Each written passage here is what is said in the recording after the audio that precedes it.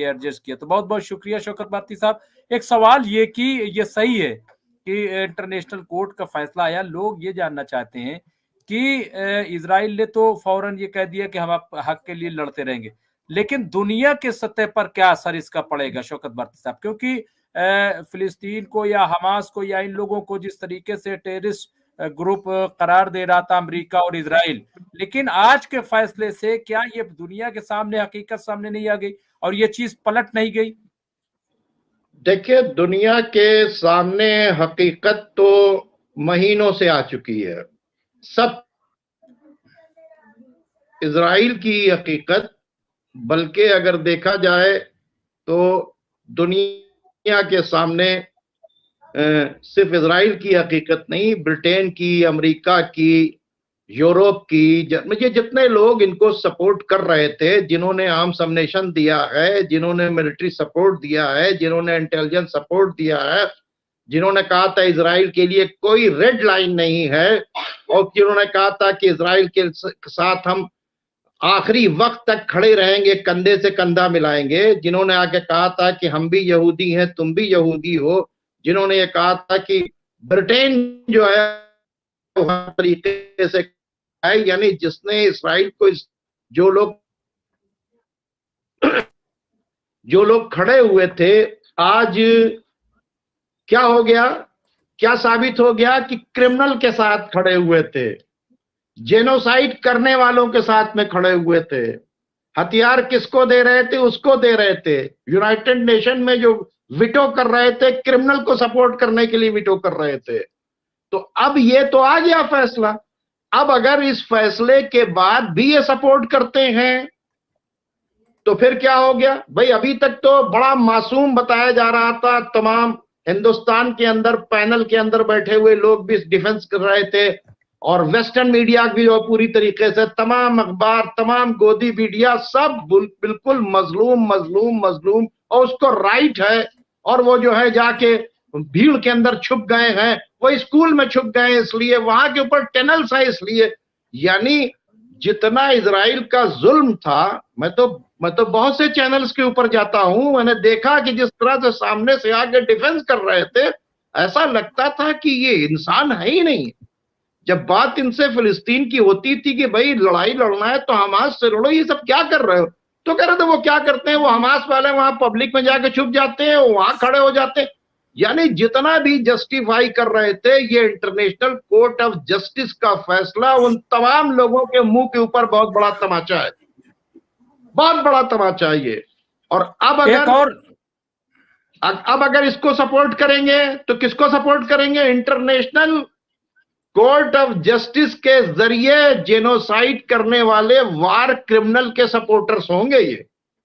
तो जो वार क्रिमिनल को सपोर्ट करेगा वो भी वार क्रिमिनल की उसको भी उसका, इसलिए यूरोप और अमेरिका इसमें अब बचेंगे, भागेंगे, अलग होंगे जी। और शौकत भारती साहब, इस टाइम एक और बड़ी खबर आ रही है, अभी फिरोज हैदर साहब और शान हैदर रिजवी साहब इन्होंने कहा है कि अमेरिका ने कह दिया है, फैसला लिया है कि वो इराक को छोड़ देगा, अपनी बेस को वहां से खत्म कर लेगा। ये जो खबर है, अगर ये बेस खत्म होता है, अमेरिका इसको वापस लेता है, इसको आप कैसे देखते हैं? ये कितनी बड़ी कामयाबी होगी और ये कितना अहम फैसला होगा?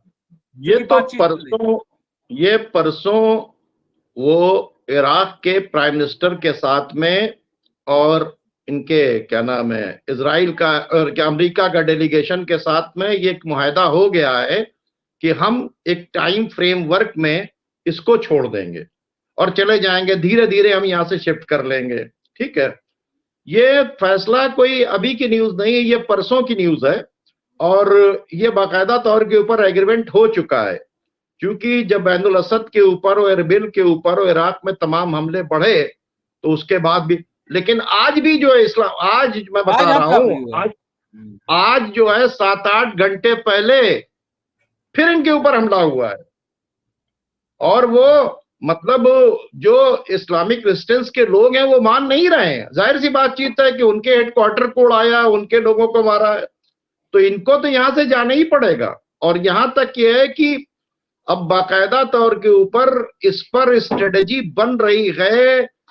टर्की, ईरान और रशिया की कि जो सीरिया के अंदर इनकी बेस है वहां से भी शिफ्ट हो ये। और ये जो टूल है इनका आईसिस, मैंने बताया ना जो इनका टूल कौन है, आईसिस है, ठीक है। आज तो वो दुबई जो पूरी तरीके से सपोर्ट करता है, उसने भी कहा है कि नहीं भाई जंग जो है बंद होना चाहिए, टू नेशन थ्योरी की बातचीत होनी चाहिए। आज ये हालत हो गए हैं। जाहिर सी बातचीत है, अमेरिका के साथ, अमेरिका और यूरोप के पास दो ही ऑप्शन है था कि या वो यमन से आकर वहां पर फुल फ्लैश लौटते। उन्होंने अटैक किया, डिस्ट्रॉय किया यमन के अंदर। 2 घंटे के बाद उनके वॉरशिप्स के ऊपर फिर हमले हो गए, उनके वॉरशिप पे भी हमला हुआ, उनका जो मिलिट्री का सामान लेके आ रहा था वेसल, उनके उसके ऊपर भी हमला हुआ। और यहां तक ये हो गया कि साफ साफ कह दिया इंश्योरेंस कंपनी ने कि हम इंश्योरेंस करेंगे ही नहीं। अमेरिका के जहाजों का, यूरोप के जहाजों का जो उधर की तरफ से जा रहे हैं उनको हम इंश्योरेंस करेंगे ही नहीं। पेंटागन भी समझ में आ गया कि उसको एक बहुत बड़ी जंग यहां के ऊपर छेड़नी पड़ेगी। ये यमन का इसमें बहुत बड़ा रोल है, बहुत बड़ा रोल है। और आज तो साबित हो गया इंटरनेशनल कोर्ट ऑफ जस्टिस के अंदर। अब ये कहां जाएंगे? यही कर सकते हैं, ये यहां तो विटो नहीं कर सकते, यहां यही कह सकते हैं। देखिए क्या कहा था ब्लिंकन ने, अरे फालतू में लेके गए इंटरनेशनल कोर्ट ऑफ जस्टिस को। जर्मनी ने क्या कहा था, अरे उनको सुनना ही नहीं चाहिए, बाकायदा तौर के ऊपर ये सब बिल्कुल सब बेसलेस बातें हैं। उसको क्या है, उसको राइट टू डिफेंस है, ये कह रहे थे। आज क्या हुआ, तुम्हारी ही बनाई हुई कोर्ट, तुम्हारे ही बनाए हुए लोग। ये एक बहुत बड़ा मैसेज है दुनिया भर के जजेस के लिए कि अगर सीट पर बैठे हो तो ईमानदार रहो, वरना सीट से उतर जाओ। ये दुनिया के तमाम लोगों को एक बहुत बड़ा मैसेज है कि अगर सीट पर बैठे हो तो ईमानदार रहो। जी, मतलब शौकत भारती साहब, कम से कम देखिए कौन उसको मानता है नहीं मानता ये अपनी जगह, लेकिन कम से कम एक भरम जो कोर्ट का था, इंटरनेशनल कोर्ट का, वो हम ये कह सकते हैं कि कम से कम वो कायम रहा। और वो जजेस जो हैं वो सुरखरू भी हुए कि उन्होंने एक सही फैसला, सही जजमेंट दुनिया के सामने रखा। देखिए कौन मानता है नहीं मानता, कैसे इम्प्लीमेंट होगा नहीं, ये अलग चीज है। लेकिन जो जजेस का काम है, क्योंकि जजेस का काम इम्प्लीमेंटेशन नहीं है, जज का काम ये दुनिया के सामने सही मुकदमा सुन करके और सही फैसला देना। वो जो फैसला आया और उसमें जिस तरीके से इजराइल बेनकाब हुआ है दुनिया के सामने, और मैं समझता हूं कि इस मामले में तो शौकत भारती साहब यूएनओ को भी अगर देखें, जो सेक्रेटरी जनरल हैं उन्होंने भी इजराइल को और अमेरिका को बेनकाबी एक तरीके से किया। नहीं, यूनाइटेड नेशन के सेक्रेटरी जनरल का भी बहुत बहुत अच्छा रोल है, WHO के चीफ का भी बहुत अच्छा रोल है, और बाकायदा तौर के ऊपर और वो सारे अपने अपने सबूत दे रहे हैं। यहां तक कि WHO के चीफ को कहा कि इसने कहा हमास के लिए काम कर रहे हैं, ठीक है। एंटोनी गुटरेस को इसने कहा कि क्या नाम है, इनको इस्तीफा दे देना चाहिए, तो इनको रहने का कोई हक नहीं है। तो ये जो सारी चीजें अगर आप देखें तो इन सारी चीजों को देखने से ये पता चलता। अब बताइए कि यूनाइटेड नेशन में इस क्रिमिनल को कौन सपोर्ट करेगा? जो भी सपोर्ट करेगा, जो भी इसके हक में वोट करेगा, जो भी इसके साथ में खड़ा होगा, वो किसका सपोर्टर कहलाएगा?